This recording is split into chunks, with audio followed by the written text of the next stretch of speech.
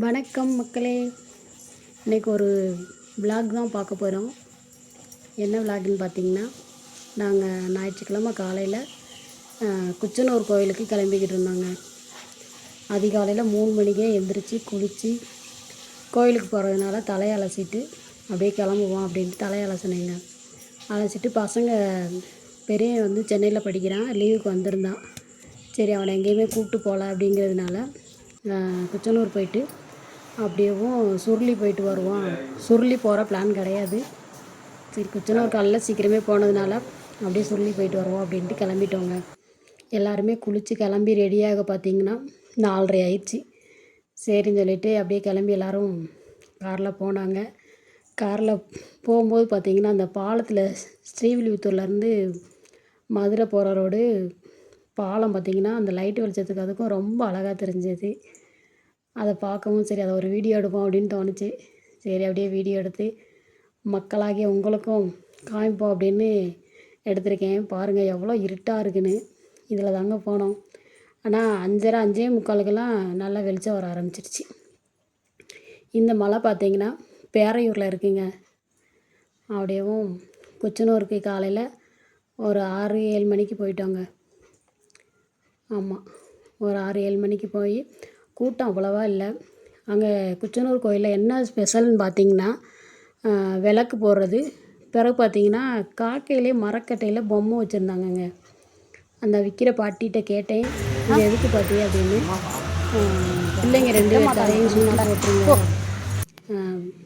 விளக்கு போட்டுருங்க அப்படின்னு சொல்லி சொன்னாங்க. சரின்னு சொல்லி அதே மாதிரி செஞ்சுட்டு கொஞ்சம் நேரம் அவனுக்குள்ளே உட்காந்துருந்துட்டு அப்படியே கொஞ்சம் நேரம் அங்கே இருந்துட்டு அப்படியே கிளம்பிட்டோங்க. கிளம்பி இன்னும் டைம் இருக்குது, எங்கே போகலாம் அப்படின்னு சொல்லி யோசிச்சுட்டே போனோம். அப்போ தான் சுருளி போகலாம், அங்கே வந்து குளிக்கிறதுக்கு ஃபால்ஸ் இருக்குது அப்படின்னு சொல்லி எங்கள் வீட்டுக்கார் சொன்னார். சரி அப்படியே கிளம்பி போனாங்க. போகிற வழி பார்த்திங்கன்னா அவ்வளோ அழகாக இருந்ததுங்க. 2 பக்கமும் புளிய மரம், தென்னை மரம். நம்ம கை வந்து ஆட்டோமேட்டிக்காக ஃபோன் எடுத்து வீடியோ எடுக்க ஆரம்பிச்சிடுறோங்க. பிறகு பார்த்திங்கன்னா இந்த திராட்சை அதுவும் நிறைய கொடி படர்ந்துருந்ததுங்க. அதை பார்க்கவும் இன்னுமே ஆசையாக இருந்தது. ஆனால் ரோட்லேருந்து நம்ம வீடியோ எடுக்கும்போது பார்த்திங்கன்னா அந்த பச்சை கலர் துணி போட்டு மறைச்சி கட்டியிருக்காங்க. அதனால் பார்த்திங்கன்னா அவ்வளோவா தெரியல. சரி இருந்தாலும் அந்த பசுமையை எடுப்போம் அப்படின்னு சொல்லிட்டு வீடியோ எடுத்துக்கிட்டே போனேன். பிறகு அங்கே போகிற வழியில் ஒருத்தர் சொன்னார், திராட்சை வாங்கினீங்கன்னா நீங்கள் திராட்சை தோப்புக்குள்ளே போய் ஃபோட்டோ எடுத்துக்கலாம் அப்படின்னு சொல்லி சொன்னார். அவரை நோட் பண்ணிக்கிட்டே போயிருந்தோம். சரி வரும்போது அவரை வந்து மீட் பண்ணி நம்ம வந்து திராட்சை தோட்டத்துக்குள்ளே போய் ஒரு ஃபோட்டோ எடுத்துக்கிடுவோம் அப்படின்னு சொல்லிட்டு ஒரு வழியாக சுருளிக்கு போயிட்டோங்க.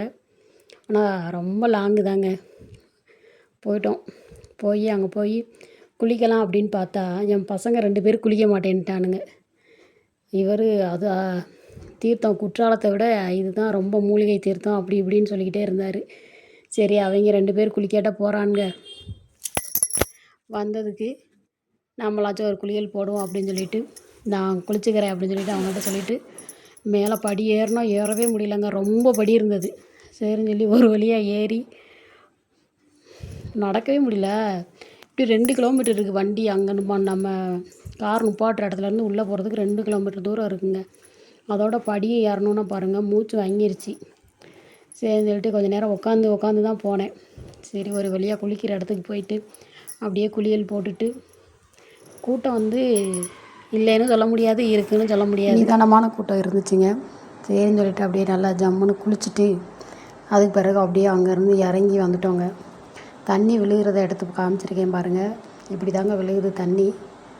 யாராச்சும் சுருளி போகணும் அப்படின்னா கண்டிப்பாக போங்க. உங்களுக்கும் அந்த இடம் கண்டிப்பாக பிடிக்கும். இயற்கை நிறைவான இடங்க. ரொம்பவே எனக்கு பிடிச்சிருந்தது. குளிச்சுட்டு வந்துட்டு அப்படியே திரும்ப ஒரு 2 கிலோமீட்டர் நடக்கணுங்க. அதான் பயம். மற்றபடி சூப்பராக இருந்துச்சு அந்த இடம். அது மாதிரி நம்ம வீடியோ பார்க்குற மக்கள் லைக் பண்ணி சப்போர்ட் பண்ணுங்கள். Okay bye.